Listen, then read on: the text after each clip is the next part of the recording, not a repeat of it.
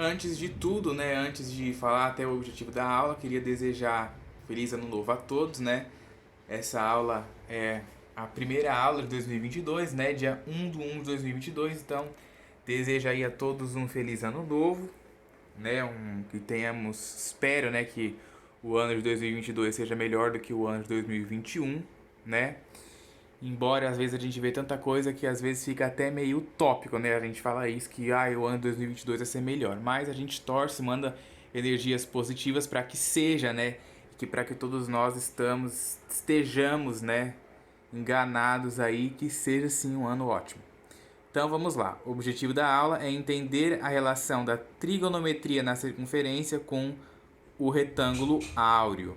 Então, o título da nossa aula, retângulo áureo. Eu quis trazer esse tema, isso aqui nem tava no... Eu tava, né, dentro da trigonometria na circunferência, óbvio, mas eu nem ia falar disso, né? Tanto que se você ver lá no primeiro vídeo da playlist de trigonometria 2, né, que eu apresentei os conteúdos que eu falaria nessa playlist, isso aqui nem tava lá.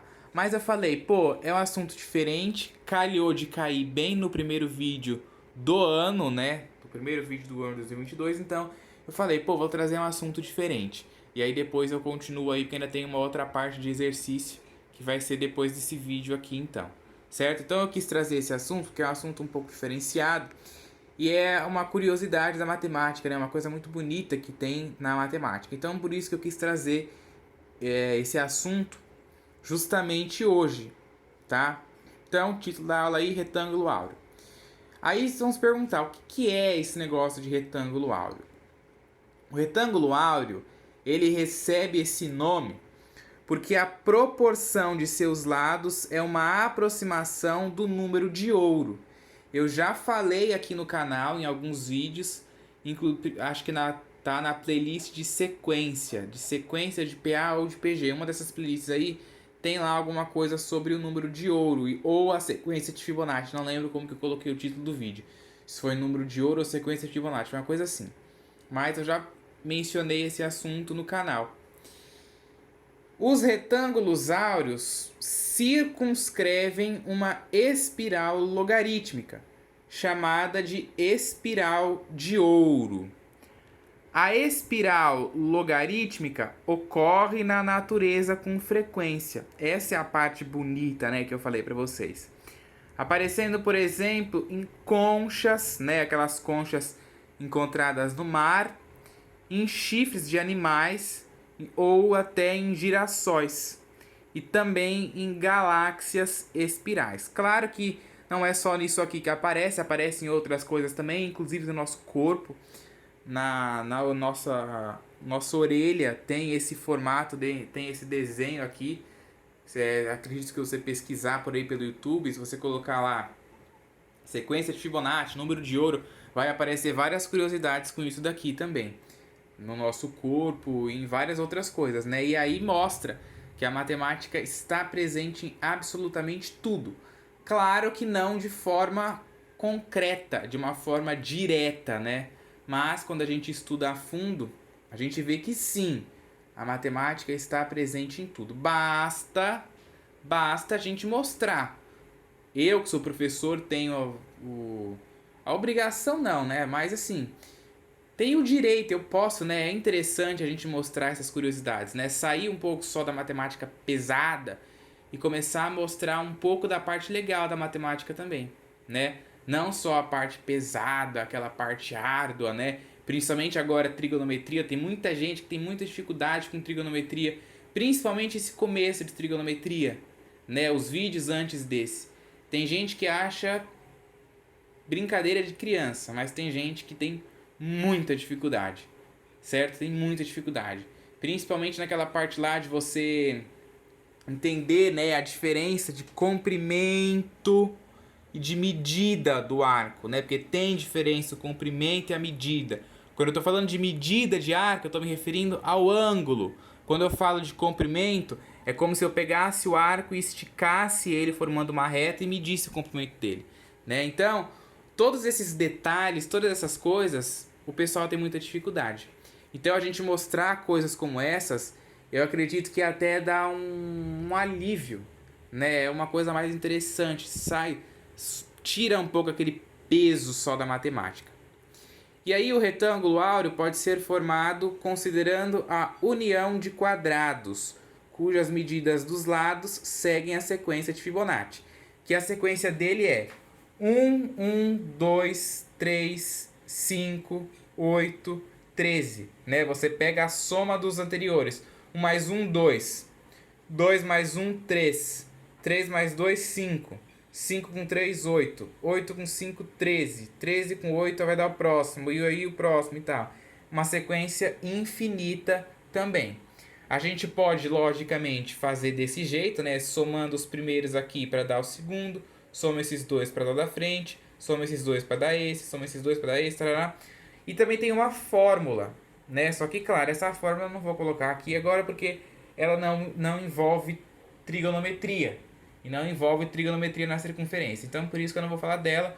Então, por enquanto, né, fiquem aí. Quem quiser pode pesquisar, lógico. Acho até interessante, quem gosta realmente de estudar, acha interessante pesquisar, né? Mas, por enquanto, esses números se obtêm fazendo isso. Você pega esse com esse, soma, dá 2.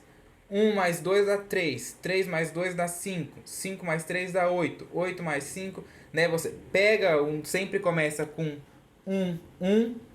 Aí você soma eles dois, dá o 2. Soma o 2 com o anterior, dá o 3. Soma o 3 com o anterior, dá o sucessor, né? O 5. Soma o 5 com o anterior, dá o sucessor, que é o 8. Por aí vai, certo? Bom, o que tudo isso, então, tem a ver, de fato, com trigonometria na circunferência? Olha só. Observe na figura abaixo retângulos áureos, circunscritos por uma espiral formada por arcos de circunferência. Essa espiral se assemelha a uma espiral logarítmica. Bom, esse desenho que eu fiz não está tão perfeito, né? Porque a espiral aqui está meio oval, evidentemente era para ter ficado tudo redondinho. Mas, como eu sempre falo para vocês, isso aqui é uma lousa de vidro. É uma lousa de vidro. Então, a caneta desliza, é difícil de você conseguir escrever perfeitamente desenhos assim, que tem muitos detalhes. É difícil você fazer de forma perfeita, mas está perfeito uma lousa de vidro. Eu acredito que esteja perfeito, certo? E aí, olha só. Esse desenho ele é bem curioso, porque nele a medida, né, dos lados aí, dos quadrados, né? Inclusive está até aqui, né? Ó, o retângulo áureo pode ser formado considerando a união dos quadrados cuja medida dos lados seguem a sequência de Fibonacci. Então as medidas dos lados dos quadrados aqui, ó, você vê, esses dois quadradinhos pequenininhos, o lado deles medem 1. Esse outro quadrado maiorzinho, o lado mede 2. Esse outro que já é um pouquinho maior, o lado mede 3. Esse outro que é nitidamente maior que esse, o lado mede 5.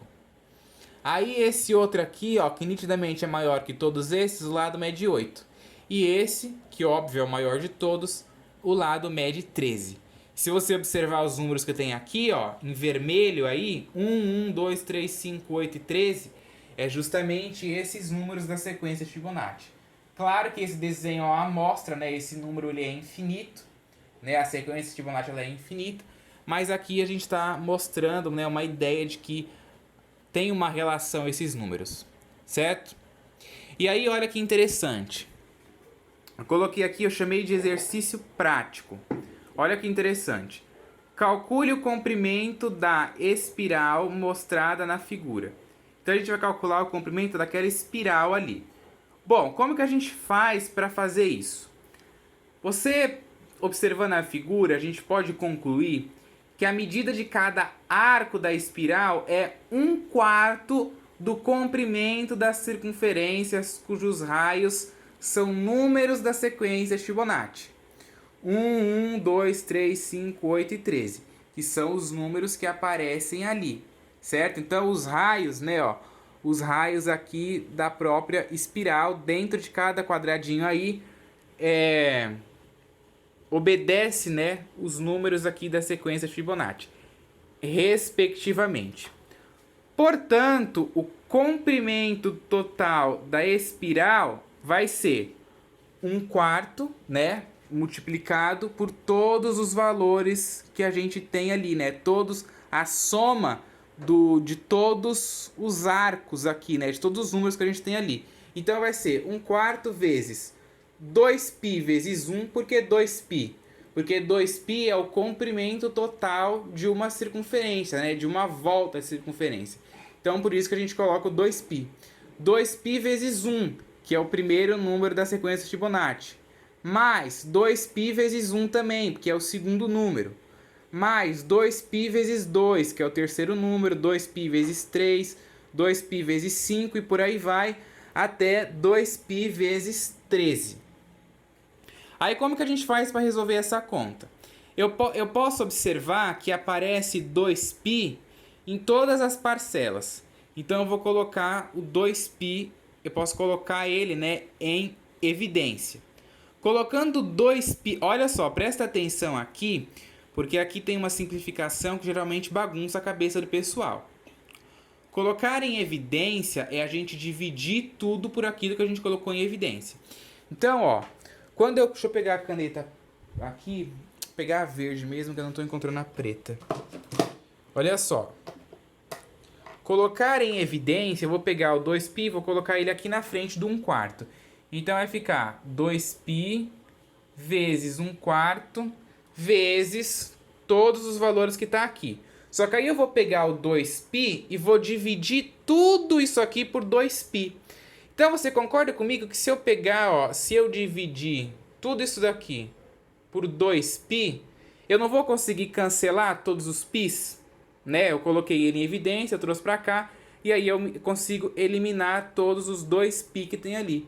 E aí eu faço a conta aqui, ó. Eu posso simplificar esse 2 com esse 4, sobra só o π aqui, né? O π aqui em cima, 4 dividido por 2 dá 2. Então sobra π sobre 2, e aí os números, né, que sobrou aqui depois que eu simplifiquei os 2π. Então ficou π sobre 2 vezes os números aqui, ó, 1, 2, 3, 5, 8 e 13, certo? Sem o 2π, porque eu coloquei ele em evidência, e quando eu dividi tudo por 2π, eu eliminei eles, certo?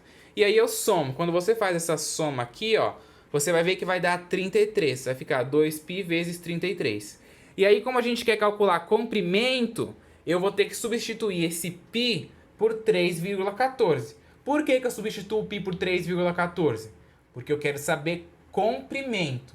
Eu não estou querendo saber ângulo nem saber arco.